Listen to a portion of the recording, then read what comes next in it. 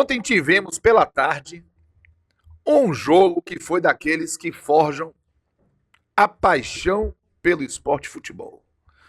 Inter de Milão e Barcelona já tinham feito um jogaço na ida em Barcelona, no Olímpico de Montjuïc. Aí você pega o jogo em San Siro. Internacional abre 2-0, jogando uma barbaridade no primeiro tempo. Jogou muito bem. Sim. O Barcelona volta com o diacho no corpo.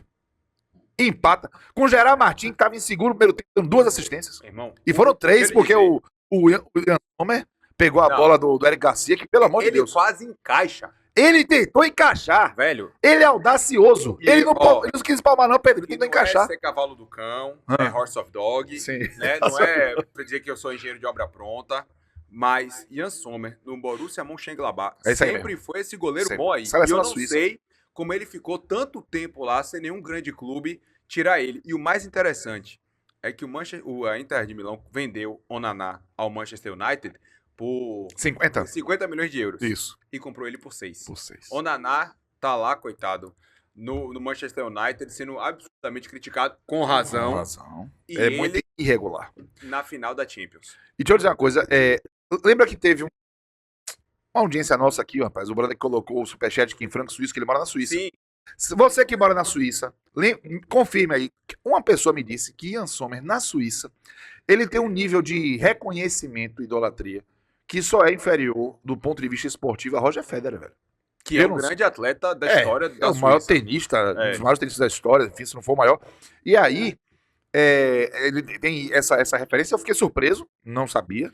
Mas ele sempre foi um grande goleiro. Ele foi goleiro de 2 ou 3 Copas com a Suíça e teve uma Copa que a Suíça foi eliminada sem tomar gol. Ou sem perder. Não sei se foi sem tomar gol. Foi da África? Foi 2010? Foi a da Alemanha? A da Alemanha, a Suíça só foi... Rapaz, eu tenho que lembrar que só... Acho que foi 2010. Foi? Não sei. 2010 ela deu 1-0 na Espanha na estreia. Eu lembro que a Espanha foi campeã.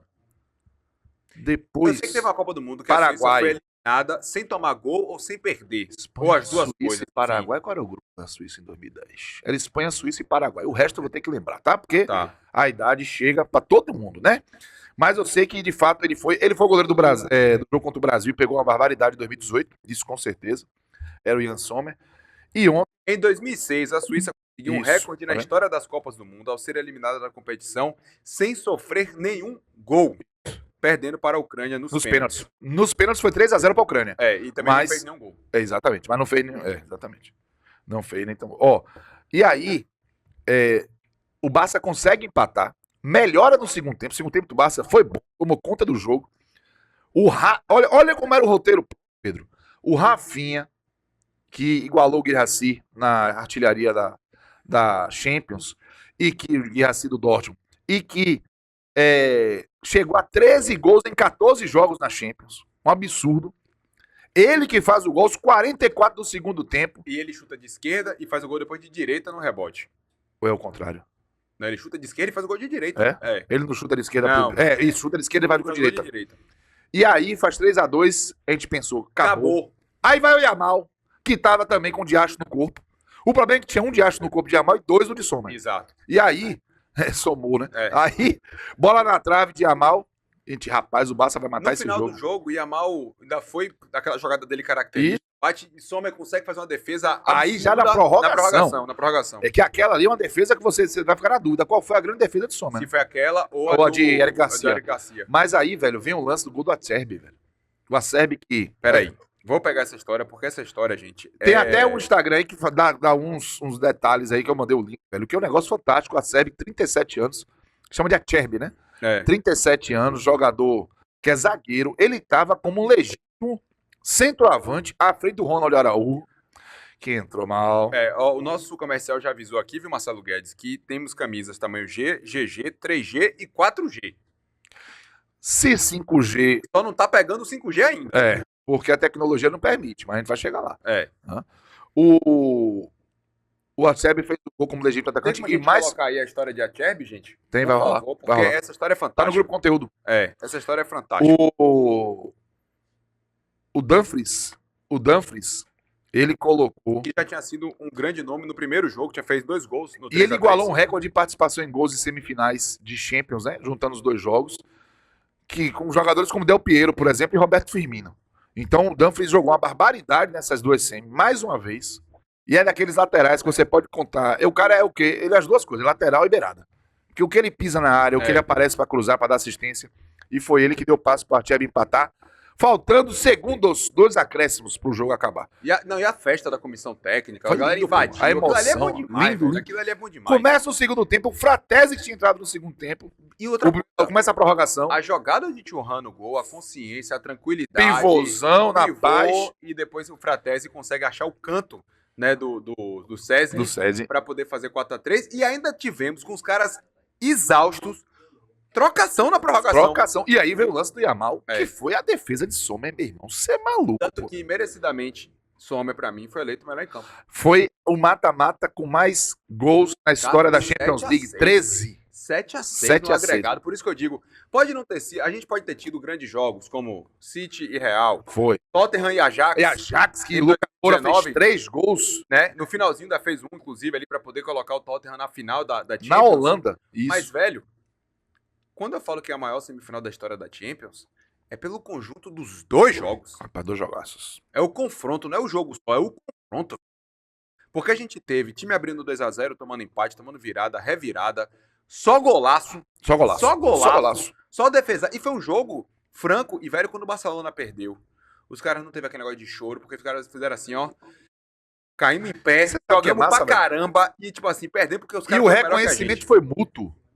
Eu vi o Inzaghi falando, irmão, pegou um time extraordinário. E basicamente, teve uma pergunta que foi feita pra ele, se não me engano foi o profissional TNT, perdão, não vou lembrar o nome, que fez assim, Arsenal e PSG, existe algum critério pra ter uma preferência ou outra? Ele, olha, nós passamos por Bayern de Munique e por Barcelona.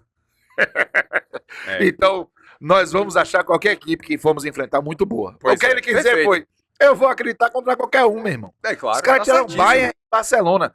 E tem uma curiosidade, vou mandar um abraço pro Fábio Perazzo, que mandou. O Guilherme Santiago tá dizendo aqui, ó, foi Arthur Quesada, Cássio. Arthur Quesada, um abraço aqui, ó, e a galera do TNT. Que transmissão espetacular. Pica. É impressionante, velho. Os caras são, desculpa a expressão. Isso. Força de expressão. Isso. Desculpe, perdão, passou. Senhora, as crianças. Mas eu, de picadeiro. Sim. Chamou jogo de circo. É isso mesmo. Mas não foi um espetáculo? Não, tá bom. Foi um espetáculo. Mas sério, o Jorge Igor narrando, o Vitor Sérgio Rodrigues, o próprio Rafinha tava nos comentários. Até André Henning, que eu não vou nem comentar nada sobre o André Henning, que é que é hoje. Ele vai narrar hoje PSG. É um espetáculo. Bruno Formiga é outro espetáculo, comenta uma barbaridade. Aí você tem Fred Caldeira, você tem o Marcelo Beckler, você tem a Clara Albuquerque, que é baiana, inclusive. Cássio, o Angelino Moreira, que é o nosso telespectador, ouvinte, espectador lá da Suíça. Seguidor da Suíça, falou. Sommer realmente é idolatrado aqui. Ele fez a base na minha cidade, no Basel, junto do Shaqiri, que jogou no Liverpool, e o Xhaka, do Arsenal Leverkusen. São os jogadores mais queridos aqui. Massa. Valeu, obrigado, meu irmão. Muito obrigado. Nosso querido Chopp Tricolor dizendo que foram 13 gols com 12 marcadores diferentes, porque só o Dumfries fez 2. Fez 2 no jogo de ida. Olha que loucura, velho. Sensacional. O Queiroz está me perguntando por que não conseguimos acesso à internet na Arena Fonte Nova, porque é muita gente no mesmo lugar, meu irmão. Não, mas você tá certo. Essa reclamação é pertinente. A reclamação é pertinente. Com um serviço de arena, e eu não falo batendo aleatoriamente não, porque não é simples você gerir um estádio como a Arena Fonte Nova. Isso não acontece na Fonte Nova, não. Lá acontece em todos os Mas estádios. precisa ser solucionado. Exato. Você não pode pagar por um serviço premium, porque você falou de preço de ingresso, e chega lá e não tem acesso à internet. Deixa eu dizer, não é uma culpa da Fonte Nova, é uma culpa das operadoras de celular no Brasil. Você precisa encontrar um jeito de solucionar isso. Exatamente. Seja você disponibilizando um roteador por setor, não sei. Eu realmente não sei. Eu só tô dizendo que não pode chegar lá e ficar com o sinal bloqueado, porque tem muita gente. Já temos aí, Matheus, a história. Deixa eu só trazer uma curiosidade pra você, Pedro. A Inter de Milão, nessa Champions, só perdeu um jogo. Foi pro Bayer Leverkusen por 1-0. O gol aconteceu já no final da partida, 90 minutos. A Inter só ficou atrás no placar, nessa Champions, por 16 minutos. A campanha toda. Imagine. Olha isso, atrás do placar por apenas 16 minutos. Espetacular a então, campanha da Inter. Eu digo isso porque assim, eu mesmo falei, queria muito o Barcelona na final, o Rafinha, o Lewandowski, o Yamal, o jogo fluido. Mas a Inter de Milão não dá pra dizer que é injusto não, meu irmão. O Lautaro, o próprio Thuram, o Dumfries, o Di Marco. O Çalhanoğlu jogando muita bola. Mkhitaryan, o time é forte, o time é bem montado. E Sommer. E tem um dirigente da Inter, que eu não sei se tá lá ainda, velho, que eu toda vez que o nome desse cara. Ele veio da... Ele, quando estava na Juventus, a Juventus chegou nas finais de Champions, contra o Barcelona em 15, contra o Real Madrid em 18, foi 17 que tomou 4-1 em Cardiff. E esse cara ele tinha uma facilidade para montar elenco. Foi ele que levou Pirlo, foi ele que levou Pogba de novo voltando do United. Ele fez negociações, o Tevez conseguiu levar. E ele foi para a Inter há alguns anos. Desde que ele foi para a Inter, ele mudou de novo o cenário da Inter, que vivia um momento de baixa ali, né? Com os chineses, enfim.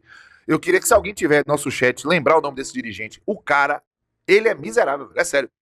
Ele pega jogador em final de contrato, consegue convencer. Ele fez na Juventus, eu lembro claramente. Com Pirlo, Khedira, com o Pogba, com o Tevez. Foi o Sevilha não, né? Eu não sei se foi de Sevilha, velho. Eu não esqueço. O Pioli, um negócio desse, não vou lembrar. Eu não sei se é ele, velho. O nome dele, eu só fico lembrando do Márcio Moratti, mas Moratti não tem nada a ver com Moratti não tem nada Exatamente. A ver. Márcio Moratti era o presidente, dono da Inter de Milão e presidente. Isso. Eu só queria saber quem é. Procure aí esse nome do dirigente, porque, atenção, você, só pra gente fechar aqui a Champions, temos quase 700 pessoas aqui com a gente. Obrigado, viu, galera? Já vamos falar de Vitória, vamos falar de Bahia, falar de Sul-Americana, de Libertadores, mas algumas histórias surgem, sabe? Como o próprio Yann Sommer, que agora parece que o mundo conheceu o Yann Sommer, né? Mas algumas histórias que são periféricas, as histórias principais, são o que fazem talvez o futebol ser aquilo que tanta gente se apaixone. Olha essa história do Acerbi, eu desconhecia essa história. Também não conhecia, não. Hoje de manhã, futucando ali no Instagram, eu vi essa postagem dele, pode colocar aí, Matheusão, na 433, né, que é um perfil muito bacana, inclusive, no Instagram, e tá aqui em inglês, eu vou traduzindo aqui para o pessoal, porque é o seguinte, a história dele, que fez o gol do empate da Inter, é absolutamente surreal, uma história de recuperação do jogador e do atleta, do homem, do ser humano. Repare, em 2012 ele jogava no Milan e naquele ano ele perdeu o pai dele. E aí ele bateu o fundo do poço. Depressão e alcoolismo, tá?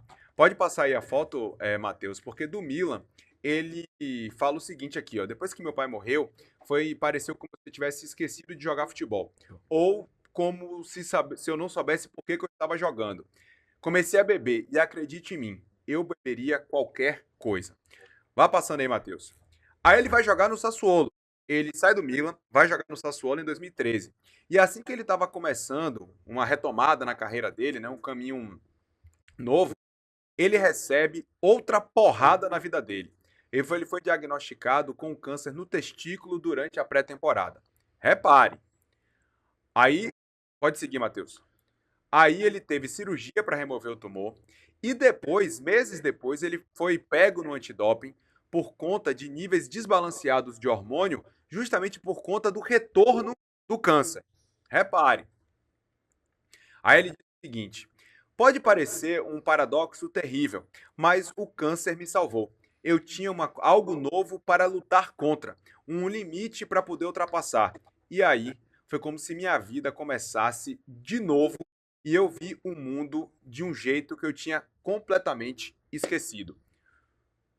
E aí, ele tá com a esposa dele, com a medalha de campeão, não sei se do Campeonato Italiano ou da Copa da Itália, mas ele conseguiu ultrapassar todos esses percalços e a carreira dele agora é de uma maneira tão inspiradora porque ele conseguiu transformar tudo de negativo em algo positivo. Ele foi campeão europeu com a Itália, da Eurocopa. Ele venceu a Copa Itália com a Lazio e com a Inter. Então aí não é campeão italiano. Ele foi campeão da Copa da Itália com a Inter. Ele que era jogador da Lazio antes de chegar ao time de Milão.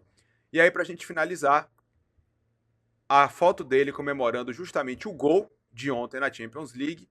E aí aquela pergunta, né? Depois de tudo que ele passou, será que a final da Champions League, o título da Champions League, será o momento para coroar tudo isso, tudo?